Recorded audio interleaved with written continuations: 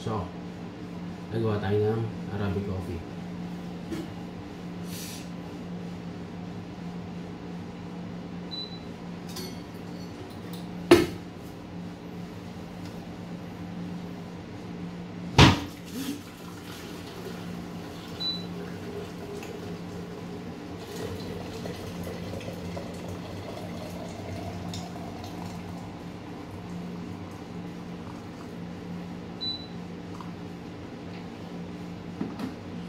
Wala tayo ng tubig.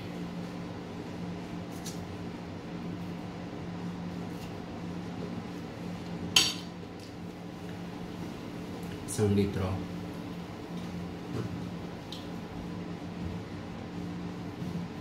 Sarap naman, wala na pala akong ano. My God! Arabic coffee.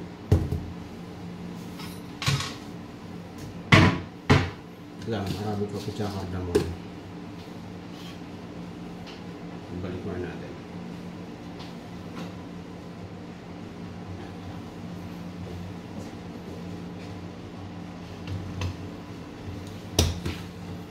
Pag kulo, lagyan natin itong Arabic coffee.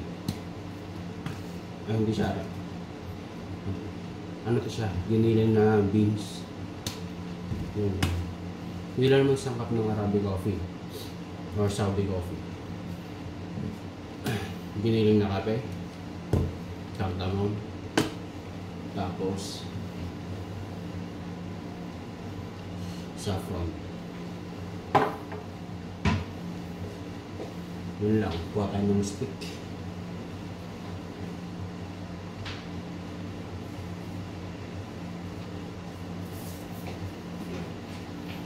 So nahugasan ko naman na lahat ng mga kalat. Hugasan kahapon. Parang ngayon, konti lang gagawin. So stick para panghalo. Ito. At pala dito kayo nilagay na. Ganyan.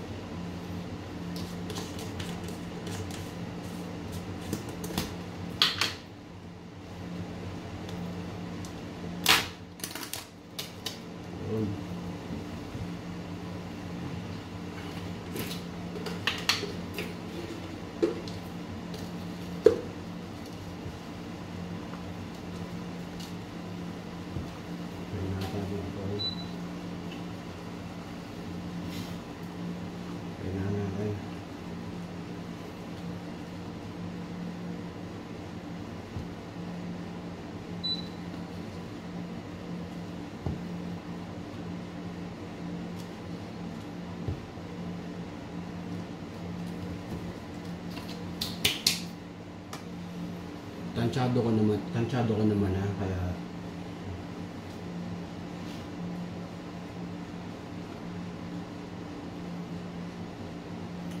ay pakita ko sa inyo. So, ayan siya. Ayan, pagka umulo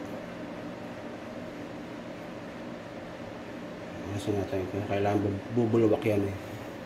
Kaya kailangan babantayan mo. Tapos haluin. Para hindi bumulwak.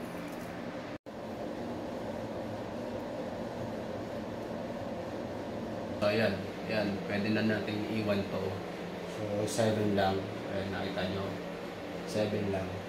So lulutuin natin siya ng 20 minutes. Tapos saka lalagyan ng cardamom.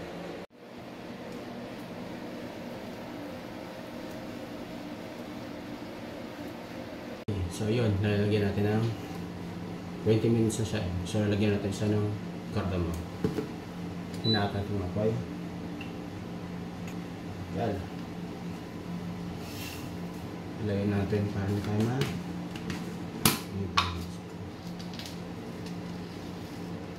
actually masyado siyang durog.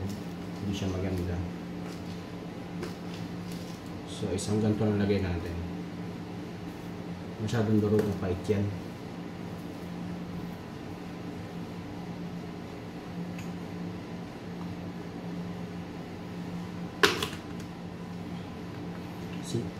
Mga ano lang to, mga 1 minute para lang mag-absorb yung cardamom. Masyado siya mga durog.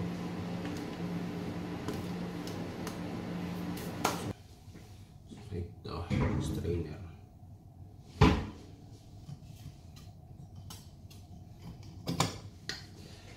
Right.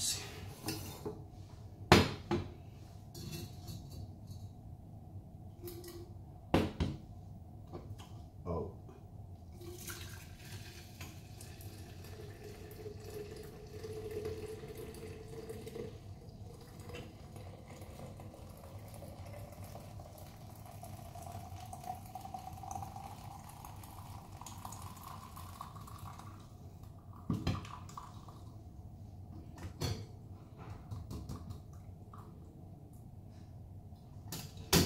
Tikman natin.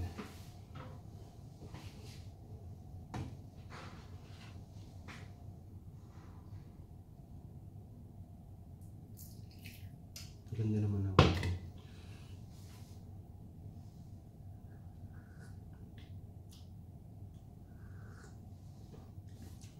Bait. Pero okay na. Okay na. Bait.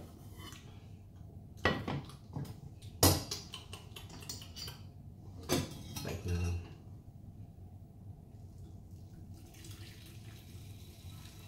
Ito yung ano eh.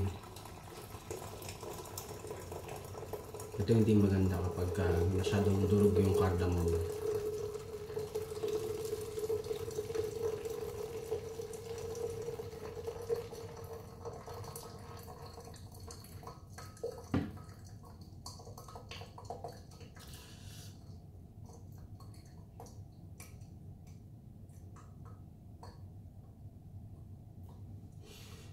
Yun.